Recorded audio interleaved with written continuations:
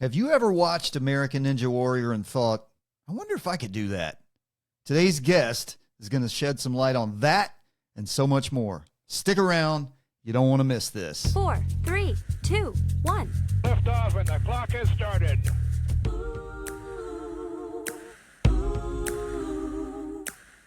All right. Good day to each and every one of you bright, shining souls, wherever you may be, and welcome to balanceFIT Radio. We're talking about strength, meaning, and the human experience. I'm your host, Scott Schroeder, certified personal trainer and nutrition coach with specialties in corrective exercise and performance enhancement. balanceFIT Radio is where fitness meets psychology, philosophy, and real life. Because true wellness is about more than just the body. It's about balance. Now let's get into it. Joining me today in the palatial balanceFIT Radio studio complex is a true Renaissance man. He's a 10-time competitor on American Ninja Warrior. He's a musician and a songwriter. He's a pilot. He's a gardener, a cook, a builder, a hunter, and a steward of the land. Part of the ownership team of Motive School of Movement in Greenville, South Carolina, and a proud resident of Possum Kingdom, South Carolina. Bootie Cothran, welcome to the show. It's an honor to have you. Thanks, brother. I appreciate the invitation. All right. Before we get into it, there's a few questions that I want to ask you, answers that people need to know, stuff people need to know about Bootie Cothran. All right. First of all, you are a native of the South, yes? Yes. Do you Born and enjoy raised. watermelon from time to time? I do enjoy watermelon from time to time. As a good Southern boy would. Yeah. The question is, do you salt your watermelon? Negative. No salt on the No. watermelon Why? for Bootie Cothran. Why? No, nothing needed. That's It's the watermelon. You know, that's the response that I get a lot from the no salters is, why would you mess with it? Why would you mess with the Yeah. flavor? Watermelon is good enough as it is. And honestly, if you hand me a slice of watermelon and there's no salt, I'm good. Yeah. I'm Yeah. perfectly happy.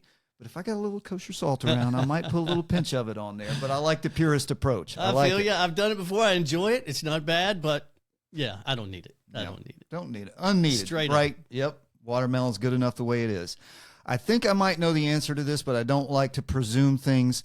But this is an ongoing thing, and I keep this question in there because it's an ongoing source of contention in my household between me and my lovely spouse. I want you to pronounce the following word: P-E-C-A-N. Pecan. Bootie Cothran says pecan. Meredith Schroeder, do you hear that? Now, Tell me I what, had yeah. a caveat. Last night, I had some pecan pie.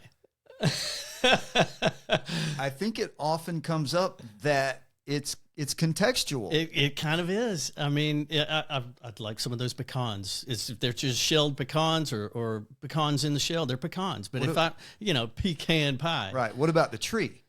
Pecan tree. Pecan Yeah, tree, right? yeah. Pecan pie. I don't think you can say pecan pie. No, I no, don't it's even just, think- that's not even right. Yeah, No. I mean, I grew up, I think I've said this before. I think I got this from my Nana. Nana said pecan. Nana was from Cherokee County, Georgia. This is not some Yankee thing going on here. And I'm pretty sure I got that from her, and don't know why, but when I first met Meredith and I said the word pecan, I was probably at Thanksgiving, Yeah. and there was a pecan pie Yeah. on the table, and I asked for some, and I probably said pecan, and she just looked at me like an alien, and they probably all looked at me like I Who was an are you? alien, but I have since, it took a while, but I have since come to the other side, and I am the pronouncer of pecan. So, and we got trees in the yard, so Nice. I think I even do say pecan trees now, but anyway, that's good. I'm glad that was, that's good. That's good. What is one food? You're a cook. You enjoy cooking. I do enjoy cooking. Yeah. What's your favorite thing to cook? What do you love? What's your favorite dish? Probably my mom's vegetable soup. Oh yeah. Labor Labor of love kind of a thing. Layers build it up. Yeah, chili, cornbread, all kinds of things like that. But yeah, probably my mom's soup. It's super easy, no pun intended, and it just reminds me of home and reminds me of mom, and it's good and it's healthy, and So- I can cook a big batch at once and eat off of it for a week. Yeah, there you go. tangentially, what is one food you wouldn't want to live without? Oh, wow. Food not want to live without. Or to put it another way, what's your death row meal? Yeah. What's that one food? Steak and a baked potato. Yeah. Yeah. Keep it simple, keep it pure. Yeah. That's a good protein. What's the last thing you read? Oh, wow. I don't read super often. I'll go in phases. I'm trying to think of what the last one was. It's probably more of a Armageddon style, apocalyptic style story book. Yeah. You read a lot of fiction? Mostly. Yeah. Yeah. I enjoy stories. I enjoy those apocalyptic kind of stories. For some reason, maybe it's just because, I don't know, it kind of reveals the true nature of humanity and what we'd have to do if we didn't have all these niceties around us. And I don't know, it's probably generally a hero motif in it as well. Someone who rises up and kind of overcomes the difficulties, things like that. That's very appealing to most people. Yeah. You can only live in one of these places: mountains, jungle, desert, or beach. I'm going mountains. Going to the mountains. Yeah. I kind of figured that about you. I kind of figured that. What appeals? What's more appealing about the mountains than those other places? Woods. I love trees. I love woods. I love nature in that regard. I mean, those are all nature, but that woodsy kind of feel. That's where I live. That's home, and among the trees, and that's what I think of with mountains. When you say beach, there's two kinds of beach. There's Hilton Head, East Coast kind of beach. Then there's tropical Maui kind of beach. So there's two, if you give me the choice between those, I'd go Maui, that kind of tropical like that, kind or of like beach. Costa Rica, something like that. Where Yeah, you got never been down there, but the jungle, the beach. Yeah. And let's not also forget, you ever travel up to the Pacific Northwest, Northern California? It's been a long time since I've been way out there. Yeah. You want to talk about different kind of beach? Yeah. The cliffs up there. It's wild. It's a beautiful area up there. And that if you start talking about different things, because like when you say beach, you think of island beach, Caribbean beach, that kind of a thing. Yeah. But if you sort of throw in the tropical jungle or cliff beaches, you got different kinds of things to think about. And sort of along those lines, if you had to pick one, where is your favorite place on earth? Home. What is appealing? What makes you say that? It's not so much the geographic location. I mean, that's part of it. It's super part of it. I love where I live, but it's also having a stable home base wherever that may be. I'm very lucky that I've had a spot that's a stable spot. I grew up that way. It was home. It was always home. We didn't move around much. And I'm in a stable spot right now, and that's home. And it's good to have that. That's a good mindset and a good definition. I once being in the military and doing a lot of traveling, a lot of moving around with work in different situations myself. It's always been really difficult for me. Home for me, as you just described it, it's not necessarily where I grew up. It's where I am. Yeah. It's where my wife is, where our daughter was when she was living at home and all that kind of stuff. But I will never forget, I had a homesick episode. I was a young Marine, homesick episode, just kind of like feeling a little down, a little blue about myself. And one of my sergeants said, "Hey man, if you ain't where you are, you're no place." And that really stuck with me. And that kind of, it reinforced that. It's like, be where your feet are, and don't be wistful about things that you can't have or things from the past. So that's good. I like that. Speaking of home, there's two things as we get into this, as we talk about Bootie Cothran and where this all started and who you are. There's two questions that I'm sure you get asked quite often, if not more than anything else. A, Bootie. I figured that was the first one. Yeah. Explain. Yeah. Old baby nickname. I always kind of preface it with that when I'm introducing myself to somebody. It's just kind of who I've been all my life. It evolved from Scott to Scotty. That's right. When I first met you, I found out that we have the same first name. Scott. Yeah, that's how most nicknames evolve. It's just some kind of family, thing around the house, and that's the story we've settled on. It seems to make the most sense. It's Scott to Scotty to Scotty Boo to Boo Boo to Bootsy to Booty. There you go. There you have it. Okay, now that was a clear line of succession to where we got. I can appreciate that. I can wrap my head around that. So that's good. I think we may have solved a mystery for some people.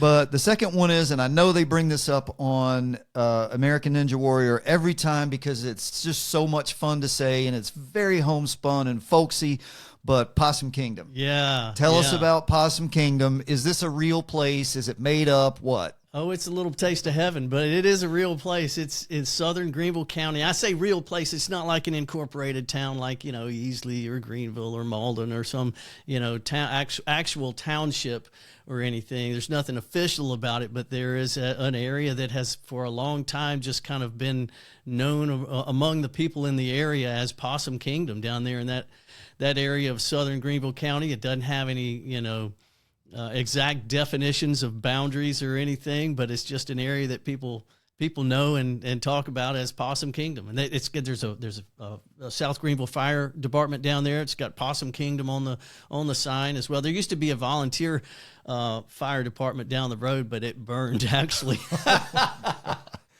Well, they couldn't get anybody to come out and help. A little fun humor there, but it's a fun place to be from and a fun place to talk about. So where now Possum Kingdom, the unincorporated, what do they call it? A census designated area, something like that? I don't know what they'd call it. Right. Yeah. It might not even be that. Yeah. But it's down near Belton. Yes, right? correct. Belton, would be the good area. Ware Place is another kind of, I don't even think that's any kind of official area either. Yeah. So if you are unfamiliar with the area, or if you kind of know of the Greenville or upstate South Carolina area, it's basically between, would you say Greenville and Abbeville? Kind of like. That's broad. That's close Ish. enough. Yeah. I don't want to get too close and have people, get traffic over there. Yeah. There's no There's no roads to this place. You can't get there. You cannot get to Possum Kingdom. We don't need you exploring. coming Where did you grow up? Did you grow up there? I grew up in Greenville. Born and raised right here in Greenville in the upstate. We grew up when I was born, we had a house in Botany Woods, a little subdivision there in Greenville. And then at about 5 years old, we moved out to a place, some property my dad had bought and built a house on, and had woods in the backyard. It's still Greenville off of Highway 14 in between Pelham Road and Roper Mountain, right around that area. There was nothing out there at the time. Now it's kind of grown up a good bit, subdivisions, retail stuff, but when we first moved out there, it was out in the sticks. It was out in the country. Yeah, and it was great. I had a similar kind of a thing. I grew up in Marietta, Georgia. Which you say Marietta, Georgia to anybody now, everybody knows where Marietta is. We built our house there in 1974, I think. Yeah. And we were Marietta, downtown Marietta is about 15-ish miles outside of the downtown Atlanta, outside of the northwest side of Atlanta. And that's not that far. No. But back then, that was so far out in the wilderness. Yeah. People were looking at my dad going, why are you building a house out there? And my dad was like, well, we got a golf course. But anyway, so that same kind of feeling where something that was so rural at that time that seemed like you were in a different universe has been sort of consumed by the big city now, and everybody knows where it is now. But so what was, and you were born in 1968. Yeah. That's right, children. The 1960s. That's right. Drinking out of fire hoses, riding bikes. What was Greenville like? What was life like for little Scotty Bootie Cothran in the early 70s? Heaven. I mean, what were you into? What'd you do? Well, this property we lived on and moved out to had woods in the backyard. Had a big backyard, big front yard, woods way back in there that went kind of deep. And so my friends would come over and we'd go play in the woods. And I grew up climbing trees, swinging on vines, jumping across creeks. See where that's going? Mm-hmm. Uh-huh. little early ninja training. Yeah, there's a little spoiler there for you folks. Yeah, it was, I couldn't have asked for a better childhood. Out in the middle of nature like that. And we grew up, had a couple of dogs, and those dogs had a batch of puppies each, I think, and got to experience that kind of thing, and had cows in the pasture in the back. And at one point we had some horses back there. That was kind of short-lived, but mostly cows back in the back pasture. And I just grew up with all kinds of fun stuff like that to be able to do and explore and a little bit of freedom, yeah, a little bit of native freedom, right? Yeah. What as a kid? So that's the same story. I could tell you the same story. It's running through the woods, you got your friends, getting up to maybe a little low grade trouble. Nothing too bad, right, but right. Capture the flag, climbing trees, playing army or soldier, kick the can was commando. Another one. Yeah. Were you into? Did you have a situation where you had a group of friends nearby you and you guys, played stickball, that kind of thing? Not you get so into sports much early because there was not so much of a neighborhood out there. When we moved out there, we had a couple of neighbors on either side of us that we went to school with. But that was it. There was no other group of neighborhood kids that would come around. And so most of my closest friends were friends from church who lived, not necessarily in the neighborhood. But I'd go over to their house and spend the night. We'd do things over there, or they'd come over to my house and spend the night. We'd do things there. And, it was not so much a neighborhood kind of a kid thing like a lot of people have with riding bikes in the neighborhood and things like that.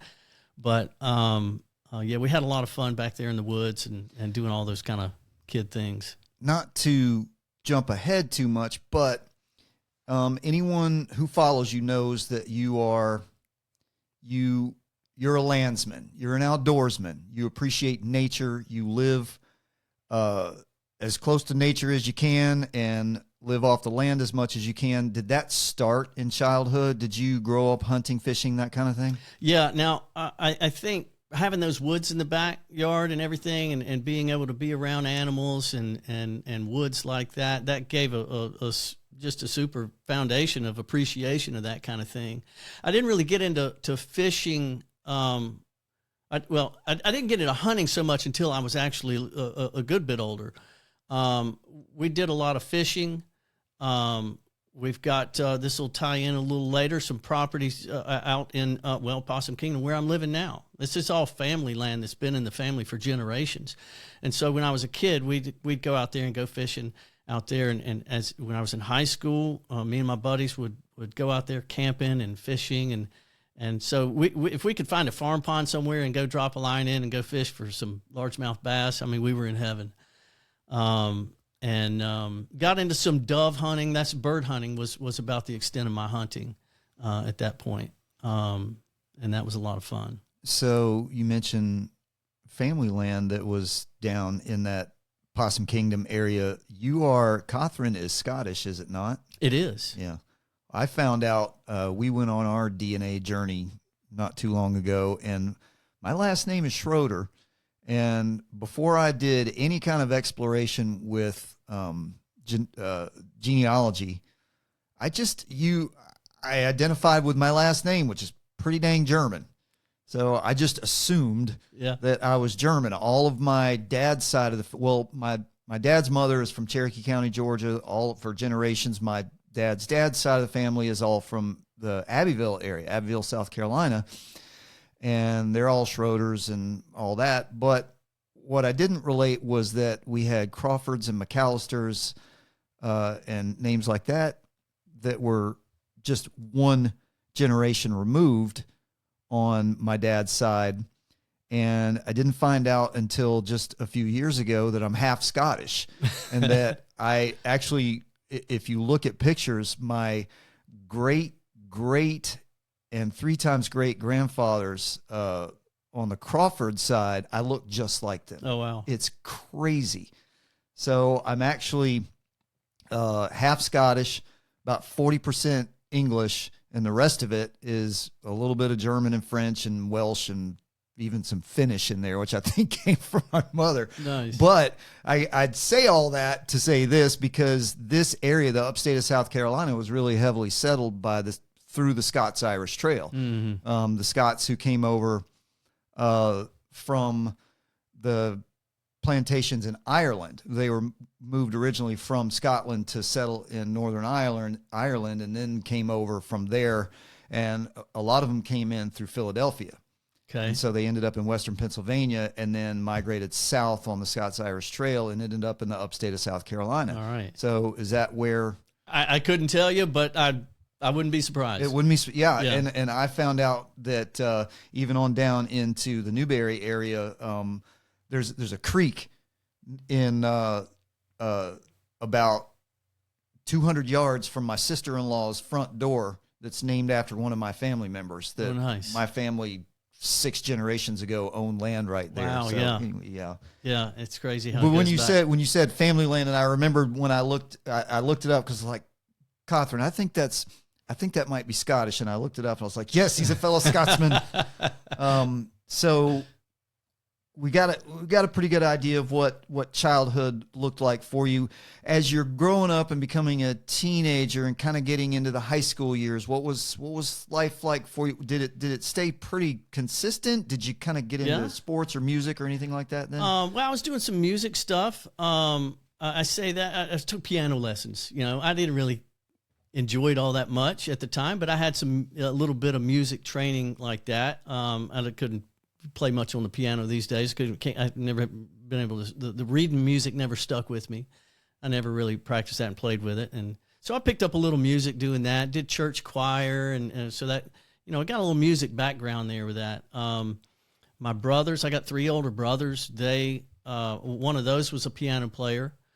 You're the youngest. I'm the youngest 4? of 4 boys. Yeah, God bless Mom for that. What was that like? Oh well, that was it was wonderful. Did you get to eat much? I did. Here's the thing about being the youngest, man. It prepped me for everything, for who I am. I was always underestimated. I was always too young, too small to do whatever they were doing. You know, their friends would come over. I'd want to hang out with them. No, you're too young. You're too small. That's just not for you, or whatever. So I'd have to either do my own thing and figure out how to entertain myself, which I'd, tinker with toys. I'd take my toys apart. I could, I don't know. I'd do anything, just creative stuff, go play, go down in the woods and play, or shoot basketball or whatever outside. But growing up, my family was, you couldn't ask for a better family life growing up. Mom and Dad. Y'all close? Oh yeah. And Mom and Dad are still alive now, and they're in their 90s. And watching basketball, evidently. That's right. That's right. A lot of basketball, getting into that.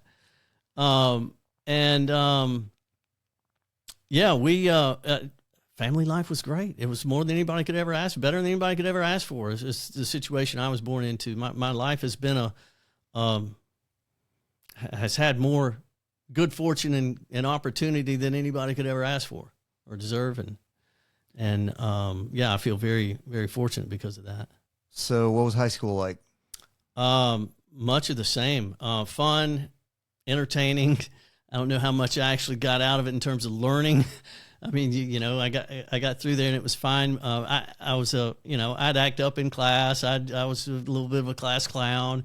But yeah, it was fun times. Met a lot of great friends in high school, and when I was in school, when I got into Malden, I went to Malden High School. I got there as a freshman.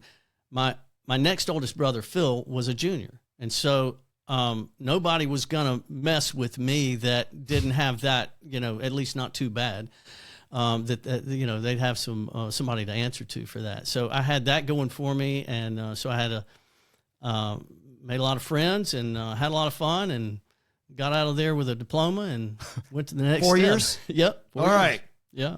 Mission accomplished. Yeah. Right. I mean, that's, high school is what it is. And quite often you learn a lot more in between the classes and outside the classes and outside of school. And for that kind of education is not, it serves to grow you as a human. You should be experiencing everything you can experience, but it doesn't necessarily take everyone to where their ultimate destination is going to be.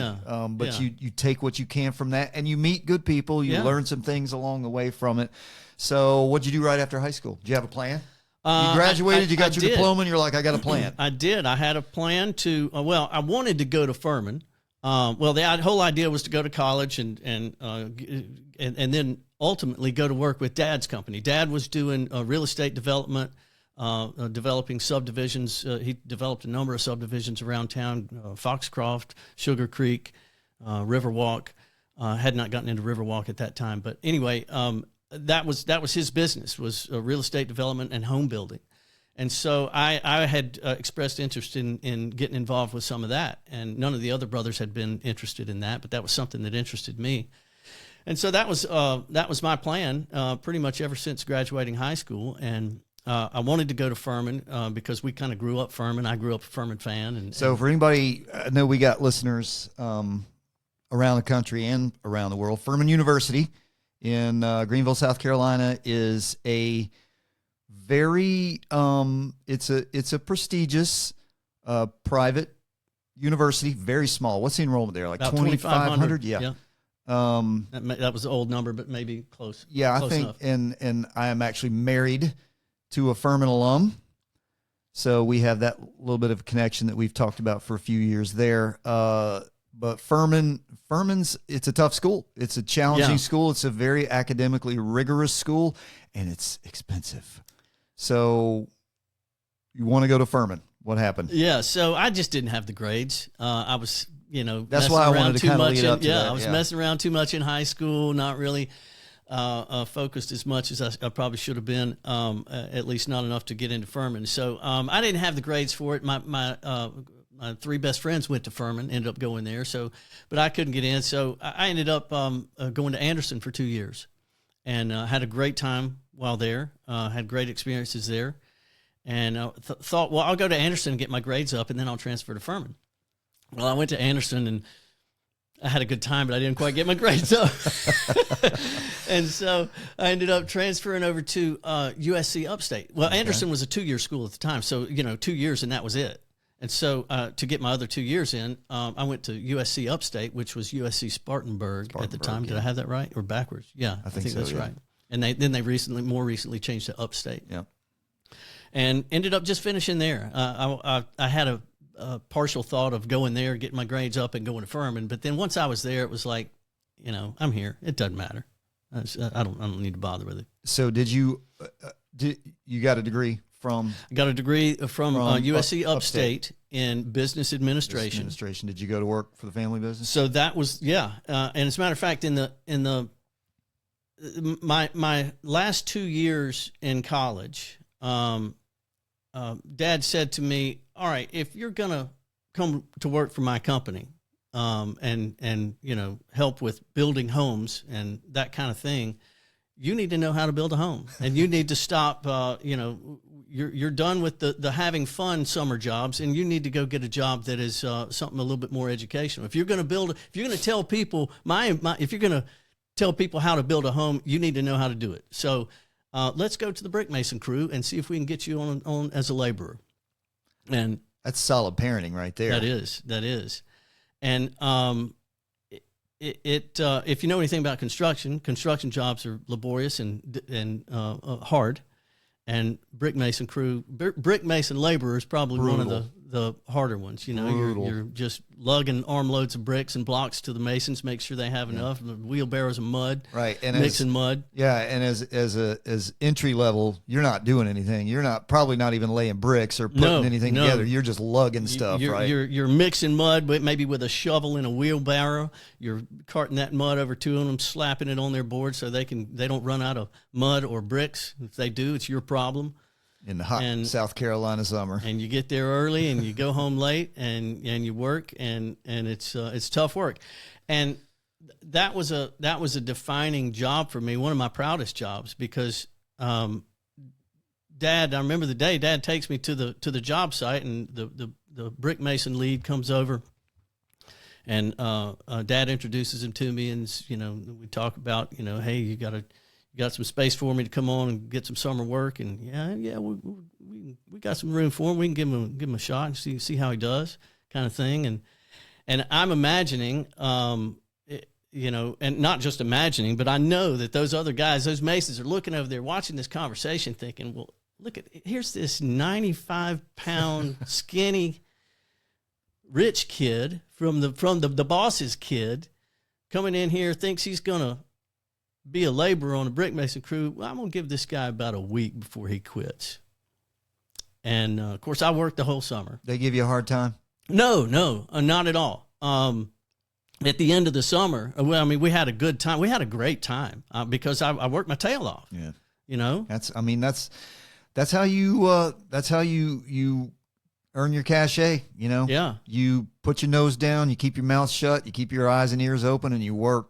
That was some of the, and what Dad told, just those dad lessons, if you got to if he says be at the job site at 7:00, don't show up at 7:01, be there at 6:58, whatever, but be there on time, do your job, do what you're told, don't complain, suck it up, do your job. Boy, if there was, not to get tangential, but if there is one piece of advice that I could, and I have given anytime anybody would listen to up-and-coming rising adults, young adults, young men and women, it is, you will elevate yourself above 90% of the fray if you show up and work. Yeah. Because it is astonishing how difficult it is to get people to show up and work. Anyway. Yeah. Yeah. So how long were you doing labor? So I did that for the brick mason crew. I worked for them for one summer, maybe a summer and a half. The next summer I moved to a framing crew laborer. So I went from brick mason on the foundation, doing laboring for that. Then I went to a framing crew and did laboring. Your dad's just moving you around. He's like, you're gonna learn every little bit of this. This is like your internship. The grunt work, Nice. the labor work. And so started with the brick mason, went to the carpentry. So now I'm getting an education on how to build a house, how it goes together, and where the materials are coming from, and how to kind of coordinate where the next batch of materials is coming from. And so it was good education. It was good work and good experience. Started to get a little bit of insight as to where not only your grip strength and dexterity is coming from, but your ability to work with tools and build things. Yeah, I was real lucky with that. And of course that stays with you for all your life. And you got a home improvement thing, then you know how to do it. You know how to, what's behind the walls. What an unbelievably invaluable skill to have, to not be reliant on other people for things like that. If you have that set of skills, you can build a little bit of something. You don't necessarily have to be an expert at it, but you can build something for yourself. You can repair something for yourself. Gosh, boy, we are losing skills like that. This trades are hurting right now because we've lost a lot of generational knowledge with that. Maybe you can start Bootie Cothran University, start getting these things back going again. It'd take a while to get accredited for that. So did you eventually sort of move into the front office, as it were, with the business? So yeah, once I was lucky that once I graduated college, I had kind of a spot waiting on me at Dad's company, and they had room for me to do some project management kind of stuff, some construction estimating kind of stuff, some mild computer network troubleshooting stuff. This is when computers and networks were just coming together. And I had, speaking of another skill that's good to be able to have and not rely on other people's, is computer stuff. And I had kind of gotten into computers when I was in the last few years in college. And I just kind of developed a knack for it. I've always kind of been a tinkerer, mechanically minded. And so I tinkered with computers, and as they were coming out, and experimented with them and got comfortable with that kind of thing. And so I brought that with me, everywhere. And so that was helpful there in that job to kind of help with the computer network. If something happened, I would kind of be the person to help troubleshoot some of that or call in the next level people. Going to the job site, making sure the people have, the workers have the necessary materials. And if they didn't, go get them, maybe go to lumberyard, pick them up, bring them back. Logistics, all site that kind of management, stuff. project management. Yeah. Is there anything you don't? We had this kind of funny on the post that I did teasing the show. Somebody, all the things that I listed off that you do, and one of our mutual friends said, "Is there anything you don't do?" And I'm like, "I don't know, cross stitch. Do you cross stitch?" I have not yet taken up cross stitch. I'm gonna save that for down the road. I mean, it's like you do everything else. I figured I'd throw that in there, take a shot with that. So how long did you do this? The construction stuff? Yeah. Oh yeah. So that was, I worked for Dad's company for about 3 years. And I was enjoying it and having a good time. And, if it was not for the music bug, I may have just kept it up, but I had picked up the guitar from my roommate in college when I was at USC Upstate, Putnam.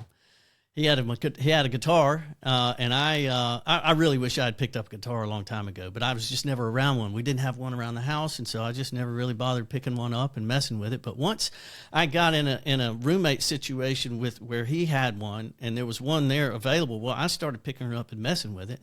He showed me the basic chords, and I couldn't put it down. And I'd go home on the weekends or a weekend when I was away from school and I was at home, and I was like, what do? I need a guitar. I want to tinker. I want to play. I want to practice it. And I didn't know much about it. Hadn't had much experience, but I just couldn't get it. The bug bit me, and I couldn't put it down. And so I went back to school the next few weekends and found a pawn shop and got me a guitar and was off and running. I think every good guitar player's story starts with, and I found a guitar at a pawn shop. Exactly. Because mine started the same way.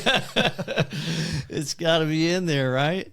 But so, yeah. Yeah, well, I mean, like, where'd that so now, like, what are you doing with this? What are you doing with this music? Are you just kind of learning and digging in now, or are you wanting to start a band, or what? What's going on? So there? I was messing around, just getting familiar with playing. I spent, I guess, the last 2 or 3 years in college,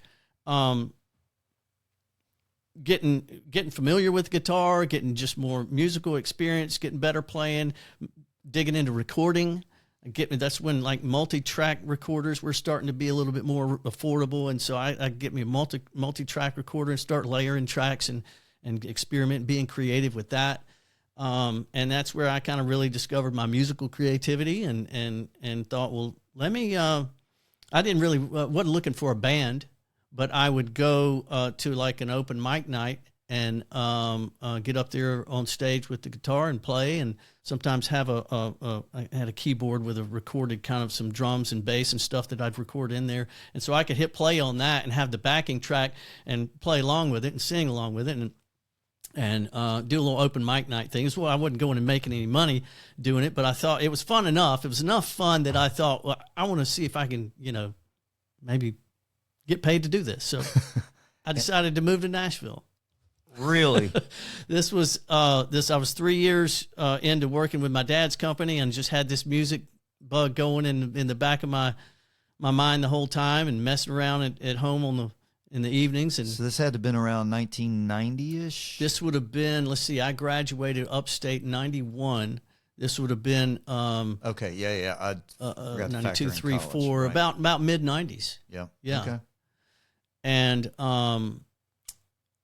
so yeah, I had some relatives in Nashville, some cousins and an aunt, and Mid-90s was in Nashville. That had to have been interesting. That was about the time that I think Garth Brooks kind of rescued country music a little bit. Yeah, I can't remember exactly the dates, but yeah, it was around that same time. I think Garth was real big at that time, and Maybe others. country. My dad was a big. There was a phase, if you remember, in the late 70s. It was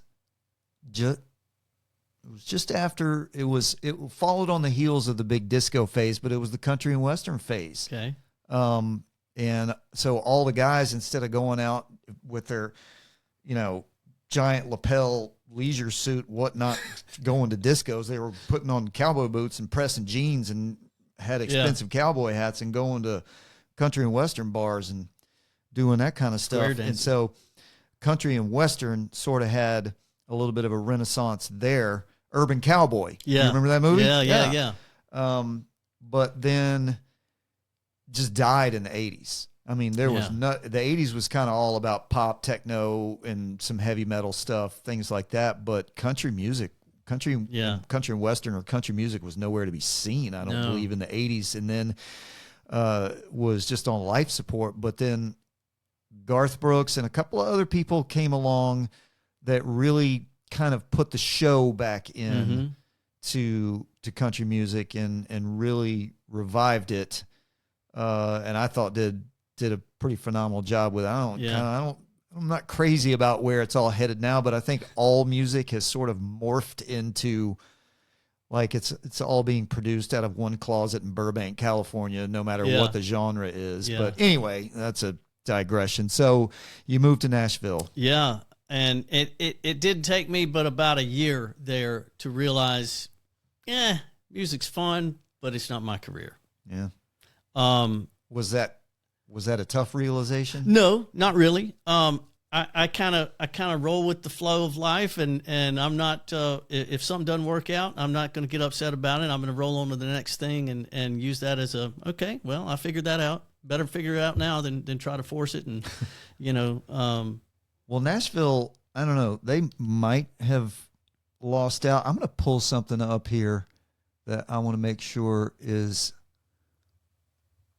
popped in there. I don't know if you're going to be able to hear this. They'll be able to hear it on the podcast. But I found this on your YouTube channel of you. Oh, yeah. Doing a multi-track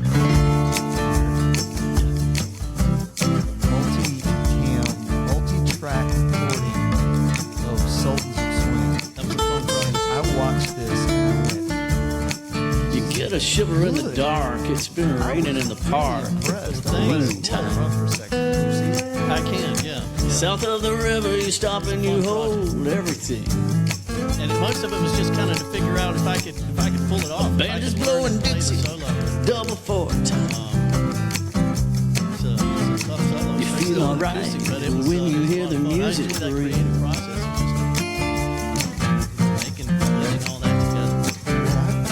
And now you step inside, but you don't see too many faces. I don't know, 3 power chords and a couple things, but you just went straight to Coming in Martin out of the Hall. rain You just went to hit the straight to Dire jazz. Straits. Go Hey, down. man, yeah, if you're gonna do something, go all the way. The competition in other places. That's impressive, man. thank you. When I found that, I was like, wow. Once again, what does the man not do? Anyway, so, so he moved to Nashville and didn't make it. He probably made a good decision because the music business is about as cutthroat and as a business can be, and just chews people up and spits them out. But it is not for a lack of talent, that's for sure. Well, thank you. So you left Nashville, and then what? Left Nashville, came back to Greenville, and wasn't quite sure what I wanted to get into. And I reached out to my church that I'd grew up in First Baptist Church in Greenville, and I reached out to them and said, "Hey, I'm in town. I'm trying to figure out what my next step is, but as a temporary thing, do y'all have anything that y'all need any help with?" And they said, "Well, funny you mention it. We've got our building superintendent is going to school full time now, and he's going to need to quit. And so we're looking for somebody to kind of take over that kind of thing, overseeing the janitorial staff, making sure logistics of maintenance contracts and things are getting filled properly. And if you could just kind of, if you'd be interested in kind of taking on that temporarily, we could use some help there until we find somebody permanent." So I was like, "Well, sure, yeah, I'll do that. And while I'm doing that temporarily, I can be looking for a job as well, full time somewhere else." And so I did that for a few months, and they said, "Well, this is working out pretty well. You want to do it for another few months?" And I was like, "Yeah, sure." Did that, and then so yeah, it's working out pretty well. You want to keep doing it? And so I think probably that lasted maybe a year and a half or so, and it was fine. I could have stayed there. I enjoyed it. I enjoyed the work, but it and Dad encouraged me to try to challenge myself a little bit more, and because I felt like that was a good thing, because I felt like I was maybe getting just comfortable there, and it wasn't as challenging as I needed, and so I made a little more effort in trying to challenge myself a little bit more, and I found the software company that when I was working for Dad's company right out of college. The software company that we used for our accounting, our construction accounting and construction estimating, that company's based in Greenville. It's called Enterprise Computer Systems. And so I reached out to them and I said, "Hey, I got some computer background. I'm familiar with your software. Do y'all have any openings? Here's my resume." And they said, "Well, funny you should ask. Yeah, we're actually looking for somebody to do some construction estimating support." I was like, "Well, it sounds like it's kind of right up my alley. I know the software," and so we worked it out. And next thing you know, I'm sitting in the support cube. I've got a cubicle, and I'm a cubicle guy. It's the office. It's like office space. Oh, and you got the printer errors and all that good stuff. But yeah, I did software support for. I worked for that company for probably 10 to 12 years, maybe. My math may be wrong there, but it's close. 10 or 12 years doing software stuff. And it started out as support. And I just met a whole bunch of great people there. And we hung out. We were great friends. And we did all kinds of things together. From me and a few people got in a band and started a band. And we'd play for company functions. And so the music never goes away, does it? No. And then sometimes we'd a group of us would get together and go to hockey games when hockey first came to Greenville, and we thought that was real fun and kind of novelty stuff. But we did a lot of stuff together like that and had a great crew.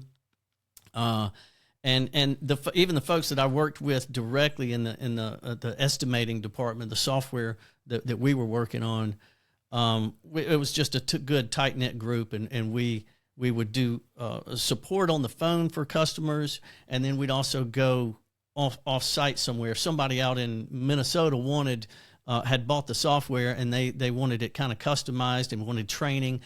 I might fly out there to their lumber yard and spend 3 days with them in their space, training them how to use the software and customizing it a little bit for their needs. So a pretty enjoyable time for you. Yeah. You enjoyed the work? Absolutely. And it was very creative, and especially about halfway through my time here, the first few years, I was just, I was working with the software as it was. Now, their software, it was a lot of third-party software that was a part of their system. And the problem with that is that it's all, you can't do anything to customize that stuff. It's untouchable. And there were some frustrations with it. And so I was thinking to myself, man, I could write something better than this if I knew how to write software. That's the only problem. Here we go, ladies and gentlemen. Next career. So I got a book and I got some software, the Visual Basic Learning Edition. And I started tinkering. And when I'd go on trips for the company to go do an installation I'd go back to the hotel room and I'd start learning software, and learning coding, and so I came up with some ideas and came up with some sample screens and sample programs and took it to my supervisor, who took it to his supervisor, and said, I think we can write something better from scratch. We can write our own software from scratch that will be better than this, and we can make it how we want it, and it's all ours, and it's fully customizable, and it'll be awesome. And I had the construction background to be able to do that, and the computer background to be able to somewhat do that. And so they said yes. And so me and these two other guys started writing software. I was writing this whole software package from scratch, and wrote it, put it out there, and sold it to hundreds and hundreds of lumber yards and individual customers. And it was one of the proudest jobs I've had, and you know, taking something and building it from scratch. Building it from scratch. That's what I was going to say. Yeah. And then we would. There was a company, a Home Depot style company out in the Midwest called Menards. I had never heard of them before, but they bought like hundreds of licenses of this and flew us all up to Eau Claire, Wisconsin, to train their whole group in a big mass setting of people over the course of about a week, and on the software. And so it was just really cool to be able to do that and have your hand in something like that, a creative process like that, and know that it's serving a need that other people are needing, that they wanted, and it was good, and they appreciated the software for what it did and enjoyed it, and it's still being used by a lot of those places today, which is it's a long time for a piece of software. What was this pre-Y2K? Was this just before? This would have been right there, probably going over 2000, probably into the early 2000s. Yeah. So you are in your early 30s at this point. Yeah. And this is what we're doing now. Running a software company, designing software. Yeah. Where does that take you? I mean, how does this unfold? Yeah. So again, I'm just riding the wave, man, seeing where it goes. And after a while, whether you go to Nashville and figure it out in a year, or whether you spend 10 years at a company and it fades away and you're ready to do something else, the door's open and the spirit takes you where it wants to take you, I guess. And so if you let it. Yeah, that's right. If you don't fight it. So, as I'm working at the software company, I get an opportunity. A friend of mine, trying to think of how this came about. This was a buddy of mine, Will Boughton, played football at Furman, and he was a really good linebacker. And he ended up signing with the Steelers, and didn't quite make the final cut to be on the Steelers roster that year. But he was a well-known and well-respected football player, and he had a buddy, Will Merritt, who grew up here in the area and went to Clemson. He was an offensive lineman at Clemson. Well, Will Boughton and Will Merritt had a sports talk radio show out of on 104.9 in Clemson at the time, and it's called The Opening Drive with Will Merritt and Will Boughton. And Will calls me up one day and says, "Hey." Because Will knew that I did like audio visual kind of stuff, was good with that kind of techno kind of stuff, and said, "Hey, we've lost our producer. He's moving on to something else, and we're looking for somebody who's willing to produce our radio show." Well, so I was like, "Well, what's involved?" "Well, it's a morning show, and we come on the air at 6 o'clock, so that means you got to be in the studio at about 5:30. And I'm about 30 minutes away, which means I've probably got to get up at 4 o'clock in the morning and make it over there." And I was like, "Okay, it sounds fun. I think I'll give this a whirl, and I'll add it into my thing." So I didn't stop what I was doing at the software company. I was doing. I would leave in the morning, go to Clemson. I would do the radio show from 6 to 9. Ultimately, we added a third hour and went from 6 to 7 to 8 to 9. That was 3. Yeah, it was 6 to 8 at first, and then we added a third hour and go 6 to 9. It was a popular show. People enjoyed it. It was a lot of fun. I did it for probably I don't know, a year and a half maybe or so, or maybe 2 years. You got to be having fun when you're working that hard. Oh, doing yeah. all those things. Yeah, I mean, it was fun times. It's fun people, and it's just fun. It's an adventure. I was enjoying it, and I was doing that and the software company at the same time, and then decided that things were kind of finishing up at the software company, for lack of a better term. I'm not sure how to put it. I just felt like I was kind of done there. It's kind of a natural course. Right. Nature took its course. Exactly. Kind of coming to an end. Exactly. Yeah. Nothing specific to point to. No animosity or anything. It was a great experience, but I was ready for something different. And so I got an opportunity at the radio station to go full time. Well, not full time, but to have a sales position there. And this is when I learned that I'm not a salesman. I was going to ask, had you ever done sales? Because I didn't hear sales anywhere in that. No. And I am not a salesperson. And I learned that was not my gig. Sales is not my gig. But I had fun doing the work that I did at the radio station. It was fun. It would just been a lot more fun if I could have gotten paid for it. So yeah, if you've never worked in the radio business, there is not a lot of money there. Back in the day. Yeah, so it was fun and I had a good time, but ultimately I ended up passing that producer job for that show off to a buddy of mine who came in and took my spot, while I went to my next thing, which was I reached back out to the church again and said, "Hey, I'm kind of looking for something. Wondering if you guys got anything that might fit." And they said, "Well, funny you should ask. We are looking for somebody to take over our computer network." At that time, computer networks in churches and schools were not anything super major, but they were big enough. They were growing to the point where the one staffer who had been in charge of it, who didn't have any computer knowledge, but was placed in charge of it because there was nobody else to put in charge of it. They didn't have. It was getting more than they could handle, and they were coming to the conclusion that we're going to need a full-time person to kind of handle this, or at least somebody devoted to it. And so I came on in that capacity and took over the computer network, and that was what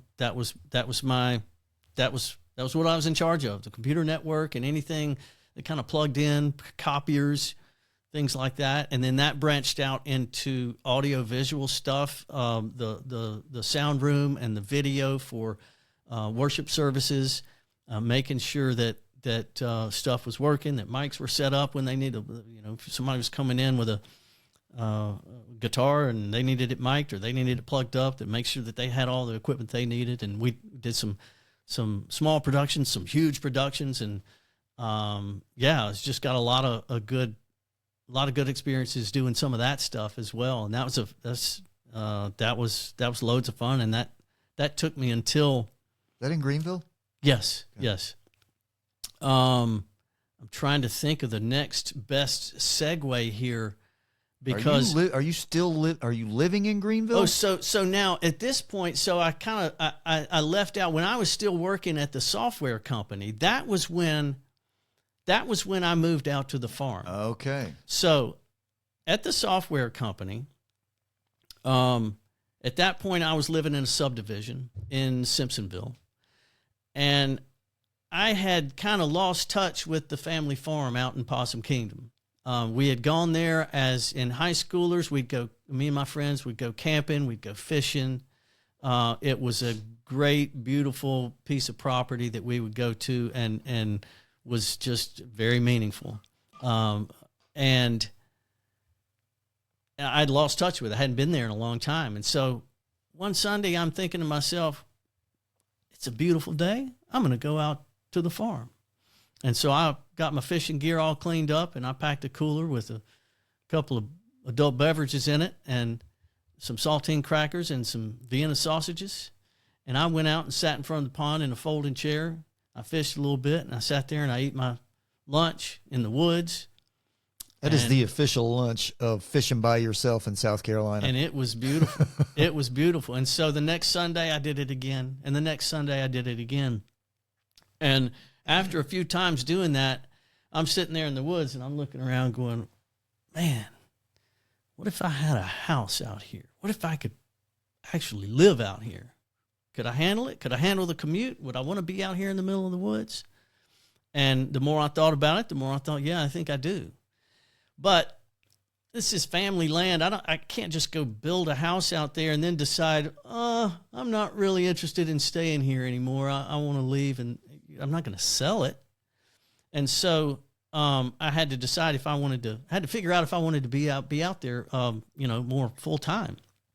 I had to do a little test run. So I ended up investing the money to dig a well, to put in septic, and run electricity. And then I bought the smallest single wide trailer that I could find, 14 by 22, I believe it was, about 700 square feet, and parked it out there in front of the pond and hooked it up to all that stuff. And I was in it for 4 years before I decided, I think I'm here. I'm not going anywhere else. Not going anywhere else. It's kind of eased into it, huh? And so then I cleared off the spot behind the trailer, built a house, dragged the trailer out, hooked the house up to all the same, the septic and the well and the electricity that I already had there. And now that's where I am. And it was it's been a Walden experience, man. It's been been incredible. Okay. And I wanted to make sure we tied that up as to how and when you ended up at the homestead in Possum Kingdom. But you're working at the church in Greenville. Yes. That's quite a haul. Yeah. 30 minutes. Not bad. I mean, that's just back and forth.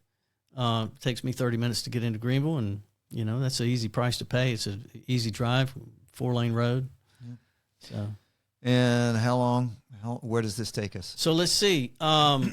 Okay, so at this point, I'm in my mid-40s, and I'm looking around on just watching TV one day, and Do you look, at this point, have you always looked like this? And what I mean is your shape, your physique, your fitness level, all that kind of stuff, because we're getting ready to get into kind of the meat of this. So I have been small and skinny my whole life. I was always the smallest kid in high school, and not just high school, but any of my classes. I was always the smallest.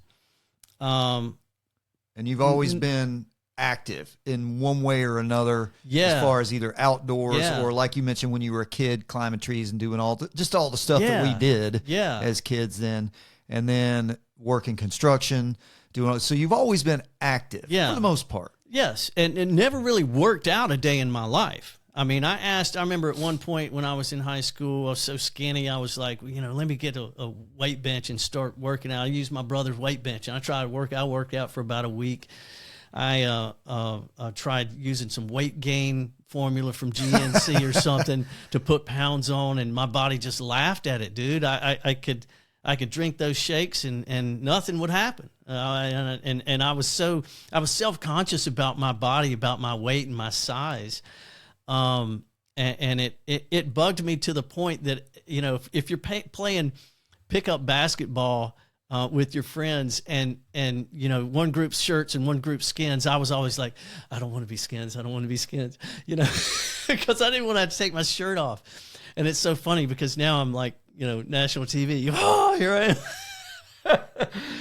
But yeah, I've always been active, and I'm so appreciative. At 56, Bootie's the oldest athlete. Oh, yeah, there we go.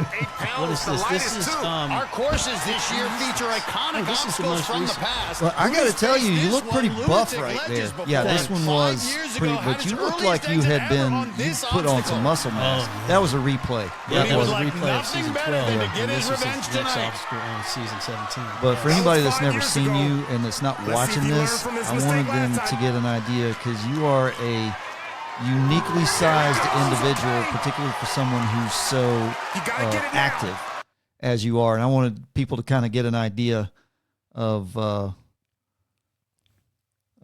your physique as we were talking about that. Yeah, I've been very fortunate to always have been active, whether it's playing in the woods or whether it's going on whether it's snow skiing or snowboarding or water skiing or just playing church basketball. So here's the thing. I never played high school sports, like a high school level sport. I played church league sports and pick up flag football and things like that. But I never played high school level sports. I never played college level sports. And at this point in my life, when I was there where we were about mid-40s, I was working at the church. I was living out at the farm. And I was kind of getting in a funk. I was in a spot in my life where it was a midlife kind of a thing. And I'm thinking to myself, man, you blew it. You are a very athletic dude, but you never competed on any kind of, high school or college level athletics.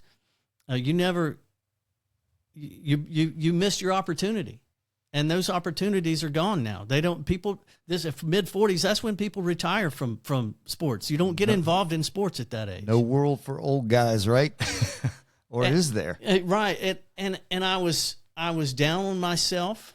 I was not out of shape, but I was starting to get a little out of shape, perhaps. I was not being as active as I was, just because, you're in your mid-40s, you're getting a little older, and it wasn't a conscious thing for me to get out of shape. It was just kind of naturally, slowly getting there.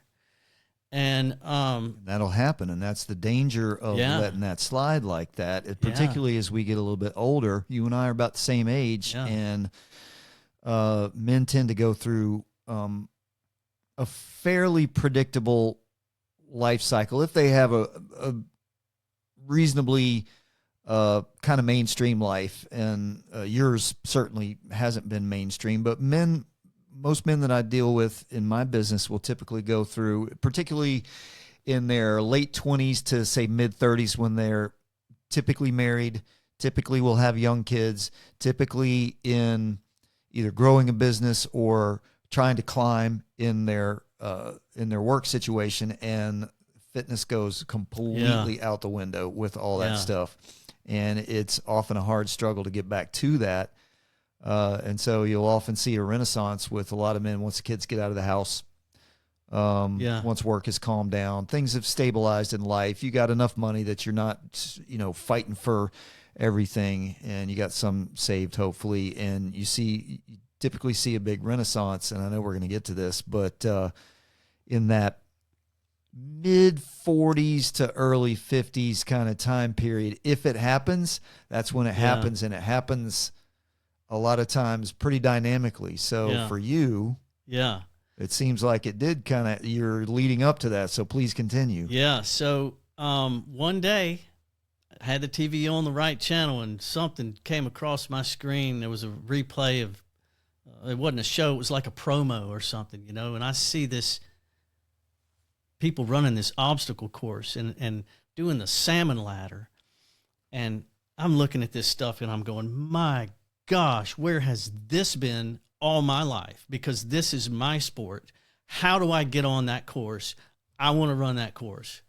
And I immediately got up, went to the computer. I didn't even know what it was that I was looking at. And I figured it out as American Ninja Warrior. I looked it up, and this was between seasons 4 and 5, and they happened to be taking applications for the upcoming season 5. It was still fairly early in the run of the show, and I don't think it was as hugly popular then as it is now, and it's certainly morphed into something even bigger than it ever was back then. But it's still kind of not nascent, but pretty early on in its run. So you're kind of, so you wanted to get your tentacles into that. Yeah, and of course I had no idea what it was before or what it was going to end up being. I just saw this crazy obstacle course, and I was like, I can do that.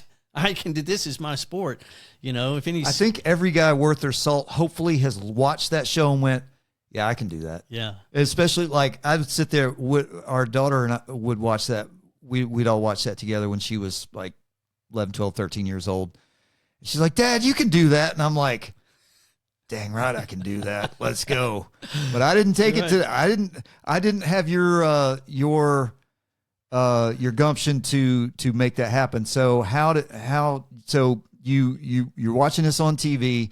You're like, I'm doing this. I can do this. So Yeah.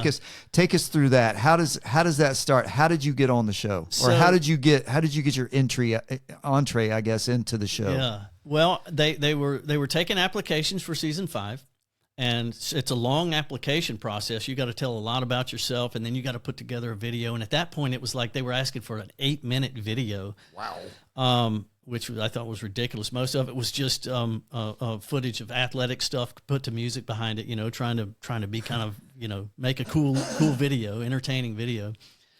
And but yeah, I got my application halfway done. I almost submitted it, and I remember thinking to myself as I was doing a little bit more research and watching some of these things, and that salmon ladder really caught my eye because it was such an iconic obstacle and a tough kind of move doing the salmon ladder. Now, if you don't know what the salmon ladder is, you're pulling up on that thing, going up rung by rung. For anybody who hadn't seen that, but it is. So I thought, well, okay, before I hit submit on this application, I need to go make sure I can do the salmon ladder, so I'm not going to get out there and look like a fool. And so I got some lumber materials together, and I hacked together a salmon ladder on the back porch, and I got out there with a bar, and well, I figured it out. I was like, okay, well, now I can get up a few rungs. I'm okay. I went inside, hit the submit button, boom, forgot about it. It must have been 3 months later. What didn't even think about it. I was at a softball game, playing softball with some friends, and I had a phone call that I'd missed, and I looked at it. It was a Los Angeles number. I listened to the voicemail, and it's like, hey, this is Peter with American Ninja Warrior. We want to invite you to come run the course. And I was like, you know, and so I got invited to go. I made the cut and got invited to go run the course in Miami in season 5. So the call straight off of your application / audition video, there wasn't. They invited you to the show straight from that. Yes, there was no that's the like process. There's no vetting or any kind of interesting. That's the casting process, and that's the thing about the show is it is not so much about, I'm not the most athletic person out there, but they want somebody they want a personality. They want somebody, they want to see how you can talk on camera, see if you're mildly entertaining on camera. It's athletic, but it is TV. Right. Stories. So you can be the most athletic thing out there, but if you can't talk on camera, they don't want you. Right. And so they're finding a blend of athlete and personality that they want to show. And I made the cut. And how'd you do on that first season? I got down there, and it was just a blast of an experience. Where'd you go? Went to Miami. Okay. Right. It was set up in Bayside Park, I believe they called it, Bayshore Park or Bayside Park. Outdoors, right there where you can kind of walk up to the barricade and see them building the course the night before or the day before, and super fun to sit out there and watch and meet some of the athletes, and we'd all congregate out there and sit there and watch and kind of scheme while they're testing the course and that kind of, I think I'll do this way or that way. That's another fun thing about the community of ninjas is you're out there trying to help each other out, you know. And Shane said the same thing. Yeah. And I've seen it as working events at Motive that we'll get to in a few minutes, but it is completely a community. And when I look at whether I'm resetting obstacles or running a camera or whatever it is that I'm doing at one of this stuff, I enjoy looking around when there's 150 competitors in there and they're all over the gym and they're just cheering on each other, and really it's just a supportive, and it's a really cool community. And it, like I wanted to point that out because again, Shane, when he was on a few weeks ago, said the same exact thing. Yeah. Cause he's into the community as well. But so, and how'd you do on so we didn't get to that part. So, I fell on I believe it was the 4th obstacle. It was a pipe slider, which is basically a bar on a declining ramp that drops down a time or two, and then when you get to the end of it, your momentum carries you into a cargo net that you're supposed to grab and then move on to the next thing. Well, somehow I missed the grab to the cargo net. I don't know how, but it seemed like it should have been a pretty natural grab. Right, get tangled up in that thing. Yeah, but I missed that grab and went in the water, and then went back to the hotel room. That was it? That was pretty much it. But out of that experience, I met so many people, and was like, okay, well, this guy owns a gym in Atlanta, and he's going to have a competition in a couple of months. So stay in touch, and and this guy's got a gym or not a gym, but this guy's got a backyard course up in Nashville. Well, here, take my number. We'll come up there and sometime, and we're going to be doing a course this summer, and come up and so there were no gyms at the time. There was this guy in Atlanta had a CrossFit gym, and he had taken a corner of his gym and built some ninja obstacles, and so there wasn't much really to go work out. There's mostly backyard courses. Yeah. And what year was the first year you were on the show? I'm trying to remember my years. I have trouble with the years, but I think this was I'd have to backtrack. It must have been around 2013-ish. 13, 14. Yeah, that sounds something like right. that.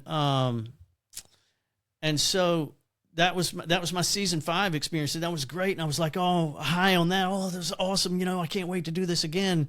So I filled out the application for season 6, and I waited, and I waited. Uh-oh.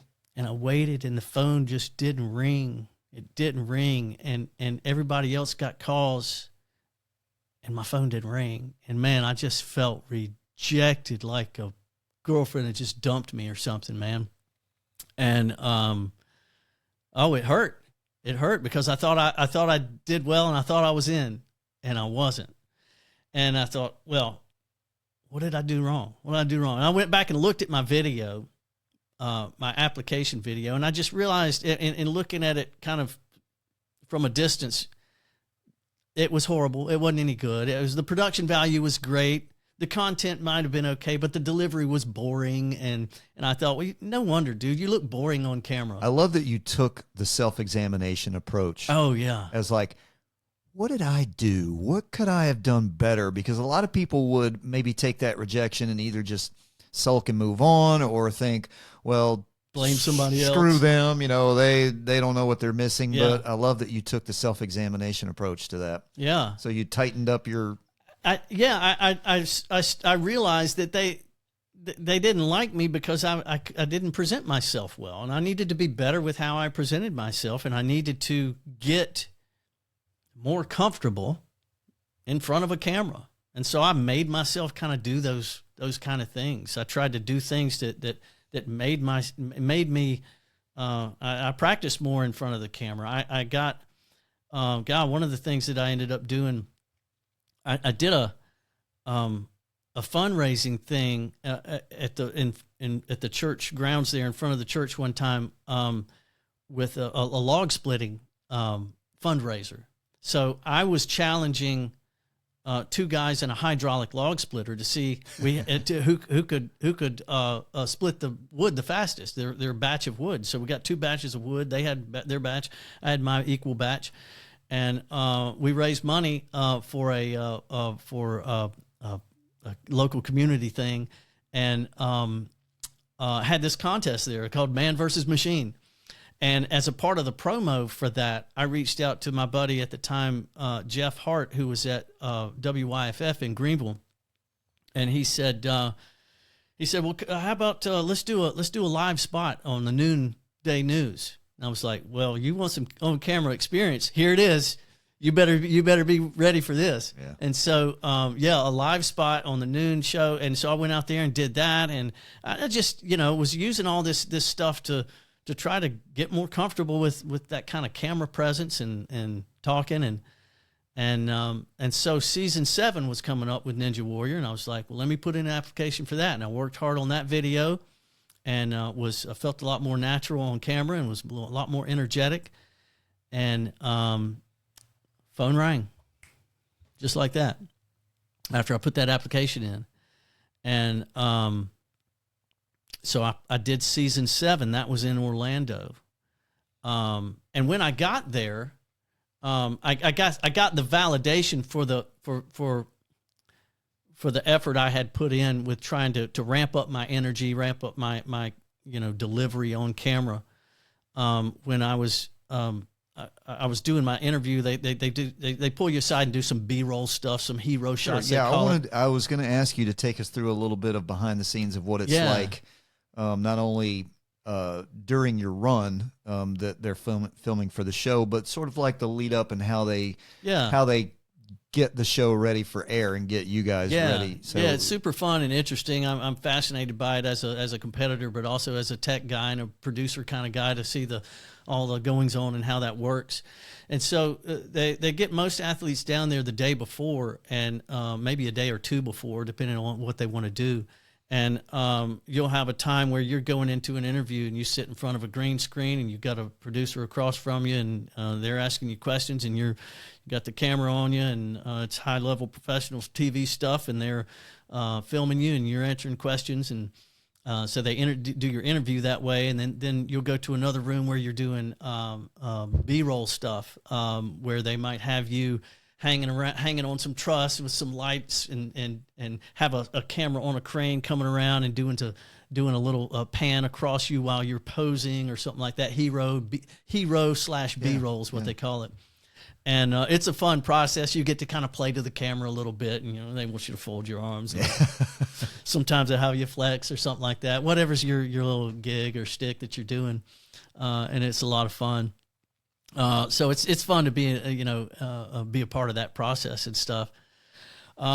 Is it nerve-wracking when you're on that stage at the start? Oh, on the show we see them running. They'll and coming up from Possum Kingdom, Bootie Cothran, and then they'll run to a commercial and then they'll come back and they'll do your bio, right? Or they'll run some previous highlights or things like that. Yeah. So, but as you're standing there behind that starting block before you hit those quad steps or whatever, that's usually the first thing. Yeah. What's that like? Man, that moment when you step onto that platform, it's nothing like I've ever experienced. It is intense. It's nerves. It's adrenaline. It's excitement. It's everything. It's just your one shot. Lights are on you. Cameras on you. They give you the countdown. 4, 3, 2, 1, and it's like you're on, man. This has been your whole year of training. Yeah. Getting ready for this. Yeah, and don't mess it up. You hope you don't crash on the first obstacle. Don't fall on the first obstacle. So Redemption got back. You tightened up your game. You got the call for season 7. You went down, and so how'd you do in that one? Season 7. Let's see. This was Orlando. Oh wow, this was the one where the first obstacle I believe was this typical quad steps kind of thing. Second obstacle was the log roll. Oh yeah. And it was one where you wrap around this log and it rolls down this decline. Yeah. And for most people it rolled it spun them maybe 7 or 8 rotations. And mine, I guess it was just with my weight or weight distribution on this thing. I spun that thing 10 or 11 times. And by the time I got off of it, I was just loopy, dude. It was a lot of fun. I got to the third obstacle then was the paddle boards. And that was one, I think they aired a shot of it during my last run where I go across those paddle boards and it's an obstacle basically where it's got one pivot point in the middle that you can't touch, but extending off of that is a step on the side, a step on the other side, another step, alternating steps basically. And so if you spend any amount of time on one side, it's just going to sink and drop you. So you've just got to bounce right, real quick across. I ended up getting to the end of the platform, but my momentum was such that it took me off the side of the platform. So ended up falling on that third obstacle. I've seen that highlight. Yeah. Yeah. What was your best run? Which season was your best run? Best season was season 10. So just recently. That was, well, let's see. We're up to season 17 now. Or 18. It's been that long since you've. Yeah. Yeah. Okay. Yeah. Season 10 was 2018. Okay. That's one year I remember because it's hard to forget that. So that was season 10. You're a veteran, and that was your best run. Yeah. So that was. I've seen you hit the buzzer. That was my first buzzer. Yeah.